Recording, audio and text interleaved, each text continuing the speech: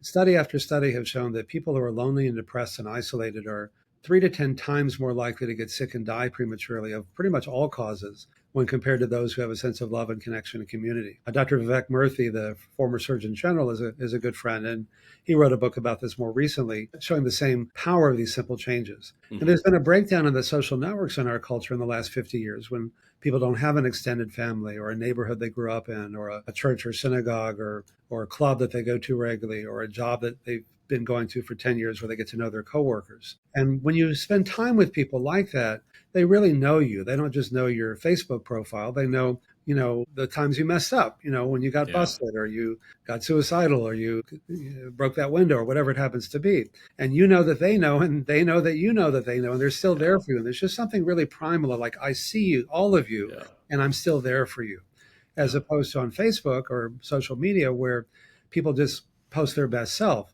And it looks like everybody has this perfect life but you, and just makes people feel more depressed when they go on social media because they don't really, it's not an authentic intimacy. They're not really talking about all the aspects of their lives, just the ones that they would feel reflect them in the most desirable way.